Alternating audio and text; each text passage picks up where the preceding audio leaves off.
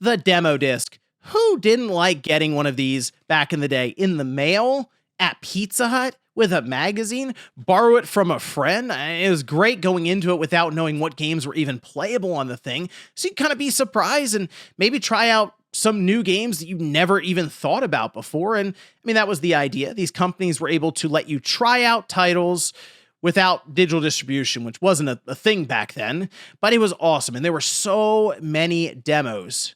I mean, really, there were discs all over the place. And it got to the point where, there's so many, some are going to slip through the cracks. And in fact, one demo disc was so devastating with the bug that it came with, Sony actually had to apologize for it, and it was a whole thing, and that is what we're going to look at here today. For me, growing up, I really only had a few opportunities throughout a year to own new games. Christmas and my birthday. The rest of that year was mainly renting games on select weekends, going to friends' houses to play their games, or managing to convince my parents at checkout that I wanted that latest official PlayStation magazine for all the quality reading I would get out of it. It worked a few times at least. It really did depend on how rushed everything was at checkout, but I slipped that by them a couple times. See, the issue we ran into back then at checkout, a lot of times there'd be a bag around the magazine, the demo disc would be right on the front, just like this. If you could somehow work this around or have the back at least look somewhat decent to where you could show it to your parent and hide the demo disc, that was the move. Sometimes, though, I would notice they would have the demo disc behind the magazine. I almost wonder if back then some of the executives and stuff realized we sell more magazines if they can't necessarily see the demo disc right away, and we just put it right at somewhere on the front. Maybe they realized that it was kids like me at the time trying to show their parents at checkout, like, hey, yeah, we should get this great set of reading material so I can work on my reading and not at all play the demo disc that's in the back. Still, I eventually had a nice little collection of demos that gave me a look at different games and even had trailers at a time where there was no YouTube and finding embedded videos online was almost impossible. Now it's easy enough for a demo to be pushed to gamers with digital distribution through the flip of a switch, but not before hundreds of demo discs had a chance to hit the market. And with so many out there, it's only natural that some issues would slip through the cracks, and boy, did Sony face the ultimate issue in 2004. This is the holiday demo disc. There were two different versions. This one is rated up to T, and the other one is rated up to M.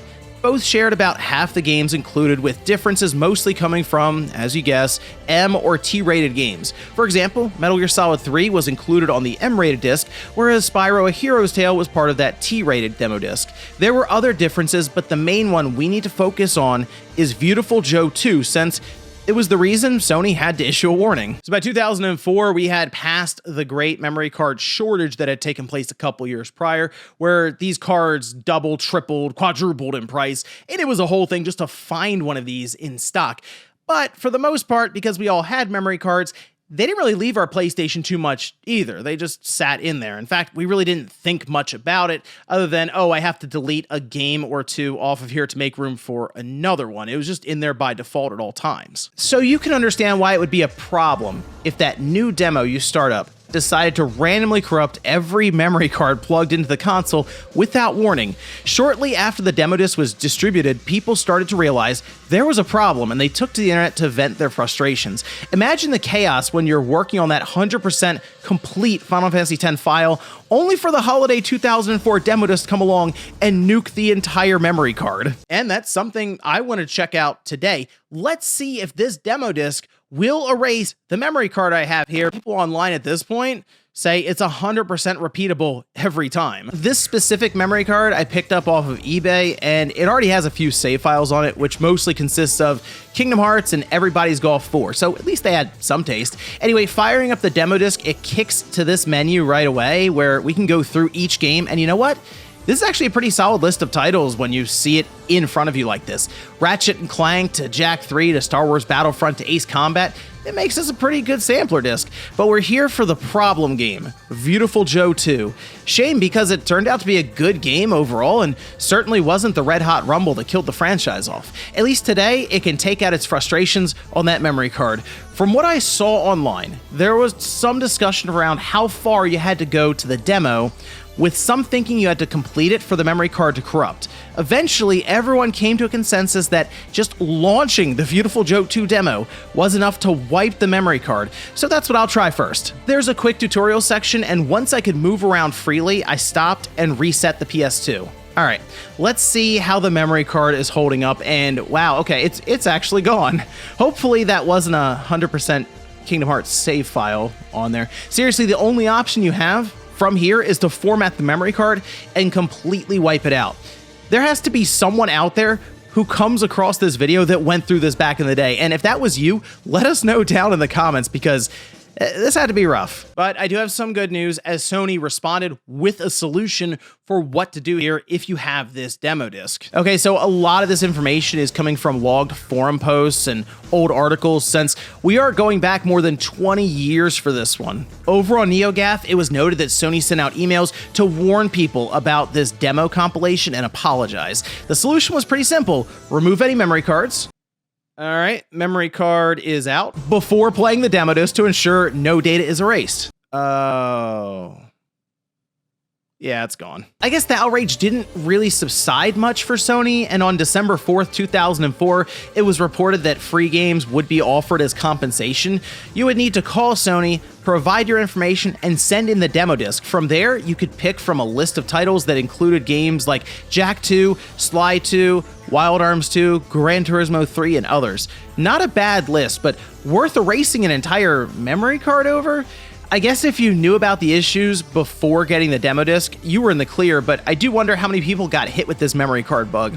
It's also worth pointing out that while this era of gaming is romanticized quite heavily online, there were certainly drawbacks that we take for granted now, such as being able to update a game through the internet. Back then, it really was down to recalling a disc and issuing a new one, or just do nothing at all. Sometimes if a title had a crazy bug, that was it. You basically lived with it. Still, this was an interesting footnote in history. The demo disc that was so destructive, Sony warned people and even attempted to get the disc back through a free game program. I guess if you put it in the context of numbers, to where there's more than 100 PS2 demo discs, like different ones out there. So this would have been, less than 1%. The companies like to use their percentages. Less than 1% of all releases had an absolutely devastating bug attached to it. One that you wouldn't even expect, since you'd be going through having fun and playing all the demos, and there's Beautiful Joe 2 to wipe out everything on your memory card, and you had to reformat it. That would not have been fun, but I am curious how many people were actually affected by this. I want to find somebody out there who is in the comments like, yep, I remember that holiday 2004 demo disc and what it did to me. So let me know down in the comments if this is something that you do remember, because otherwise it kind of feels like it was sort of lost in time here, and maybe that's a good thing, because it means it wasn't something that was as widespread, and for the most part, people were able to dodge this one. Usually it's a fun Easter egg or secret in these demo discs. Not this time. But let me know what you guys think about this one down below in the comments. Thank you so much for watching, and I'll see you next time.